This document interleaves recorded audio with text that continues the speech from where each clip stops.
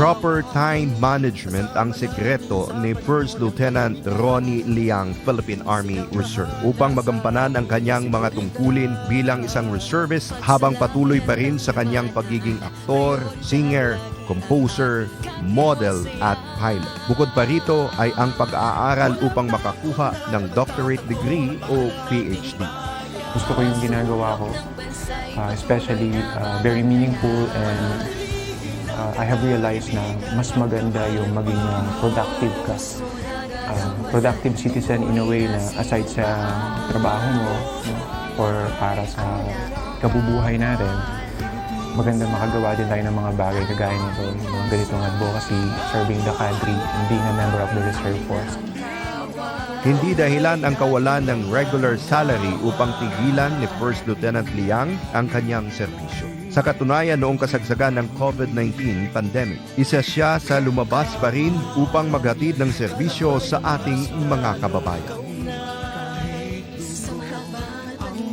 Sa amin, sa ating lahat ng mga uniform personnel, pag nakikita namin yung masaya, yung aming pinaglilingkuran, yung ngiti nila, literally, yun yung aming reward. That's our incentive.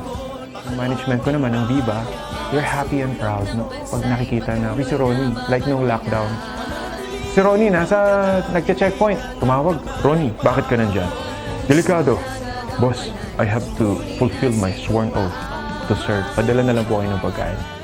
Si First Lieutenant Liang ay isang aktibong reservist na laging nagpapaunlak ng kanyang presensya at pakikiisa sa tuwing may pagkakataong siya ay kailangang gumanap ng tungkulin na nagpapatunay ng kanyang sinseridad sa pinasok na paglilingkod bilang laangkawan. Kaya naman ay isa sa buhay niya talaga ang nakalahad sa kanyang awiting para sa bayan.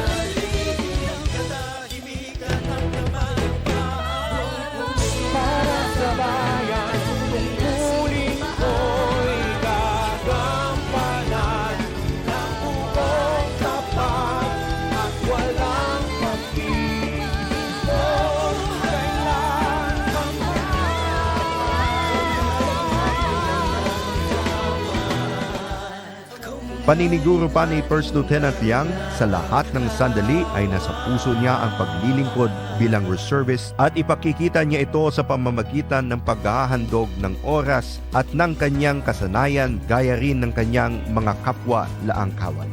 Kung hanggang kailan nila ako kailangan, I will serve. Yan ang hanggang saan? Kahit na piloto na ako, nasa airline na ako, yung ibig ko sabihin, pag kailangan ako, I will still serve. May dahilan bakit tayo binigyan ni God ng kalakasan, ng talent, skills. Araw-araw bumabangon tayo, not only for ourselves, but also para sa iba din. And we are all interdependent. Kung bakit man nandyan ka, kasi meron kang purpose. Yun. Yung makatulong ka, makapaglingkod tayo sa ating bayan. Para kay First Lieutenant Liang, mahalagang may sa puso rin ng mga kabataan sa kanilang murang edad ang pagmamahal sa bayan at ang layunin na paglingkuran nila ito sa paraang kanilang makakaya. Kabilang na ang pagiging reservist. At sa gitna naman nito ay ang patuloy niyang pakikiisa sa mga aktibidad at proyekto ng Philippine Army, lalo na yung may kaugnayan sa civil military operations. Mga bagay na nagpapakita ng magandang halimbawa sa youth sector ng ating lipunan.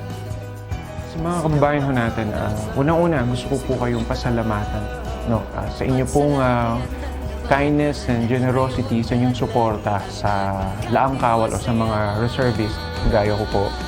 And niling ko lang po na sana wag po kayong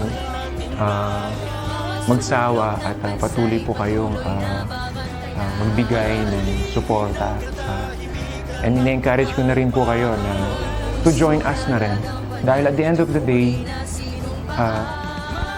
ang kapwa Pilipino, tayo po, pare-pareho pong mga Pilipino ang tutulong sa kapwa Pilipino.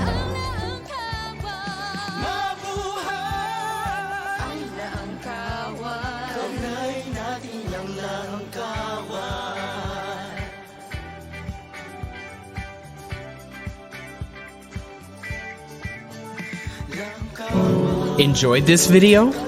Hit the like button and share with your friends.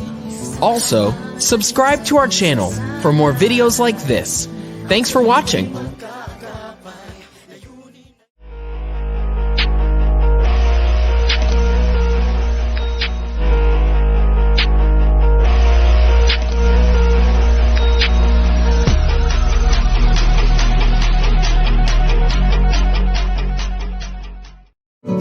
Enjoyed this video? Hit the like button and share with your friends. Also, subscribe to our channel for more videos like this. Thanks for watching.